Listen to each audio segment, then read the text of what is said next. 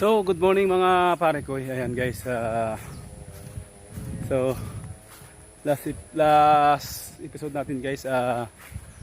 So, tapos natin yung pagtatanim ng ating mga halamang gulay. Ngayon man guys ay pang 4 days na nito. So, tumutubo na yung okra. So, ang ginawa ko guys ay nilagyan ko ng net. Kasi yung pagtubo ng okra guys, so madami akong manok dito. So pag tumutubo, habang tumutubo siya, buto pa lang yung kulay yellow green pa lang siya. Yung ulo pa lang ng buto, nakaganon pa. So wag nakikita ng manok, tinutuka. So napuputol ngayon, hindi siya mabubuhay na. Kasi wala na naputol na eh. So ngayon ang ginawa natin guys, nilagyan natin ng lambat. So ayan guys, nilagyan ko siya ng lambat paikot. Ayan. So ayan guys, paikot yan dun. Ayun. Paikot yan dun. Kinulong ko siya ng lambat. Ayan. Kasi yung okra tumutubo na. Ayan guys, kung nakikita nyo, ayan o. So ayan o, may putol agad o. So tinuka siya ng manok. Ayan. So once na tinuka siya ng manok, wala na. Patay na siya. So buti na lang mayroong dalawang natira. Ayan o. So ayan, tumutubo na guys. Ayan o. Ayan. Tumutubo siya no. So excited na ako. Nakakatawa na siya. Dahil ayan yung mga ulo niya guys. So ayan o.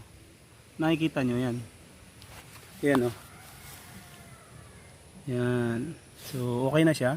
So once na makita ito guys ng manok, itong ulo na to. Yan. So tutukay ng manok siya. Yung iba guys may dahon na. Yan o. So meron na tayo sa bandang gitna. So meron din tayo guys na siyempre siling haba. Yan. May tanim din tayo nyan. So tulad nito guys, ayan o. Ito naman siling green. Ayan guys oh.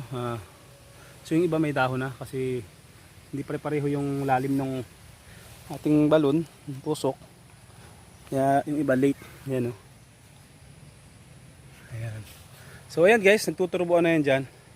So 2 days or bukas, labas na yan lahat, sabay-sabay na yan. So abangan natin guys. So ngayon guys, ang ginawa natin ay nilagyan natin ng net. Paikot yan guys. Ayan o. Ayan, paikot yan. So para hindi siya mapasukan ng manok. So buti na lang, mayroon tayong lambat panghuli ng isda. So yun yung nagamit natin.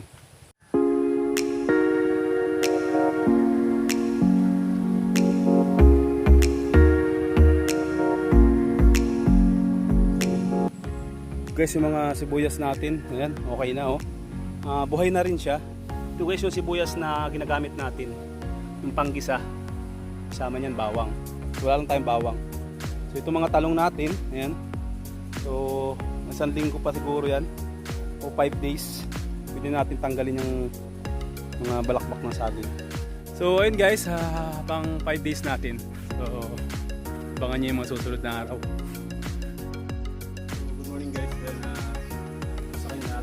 Pang 6 days natin ngayon.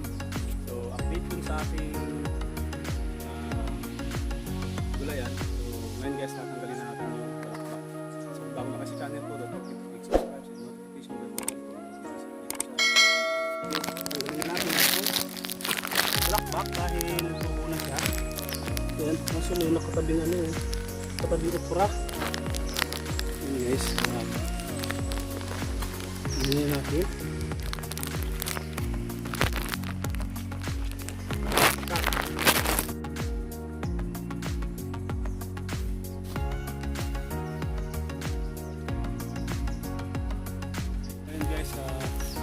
Nalagay na tayo ng kaamuyan natin ng kataba yung talong sa tayo diba?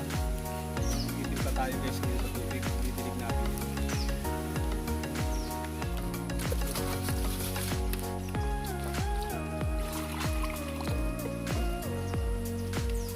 Kaamuyan lang natin.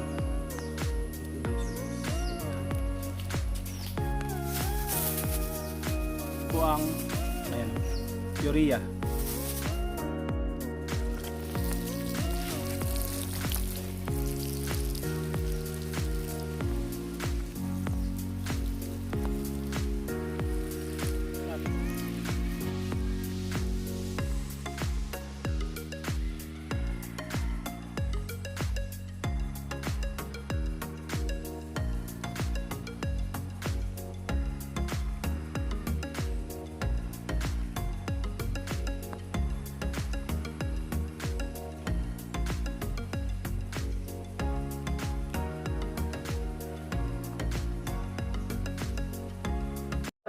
love me. Tell me pretty lies, look me in the face. Tell me that you love me.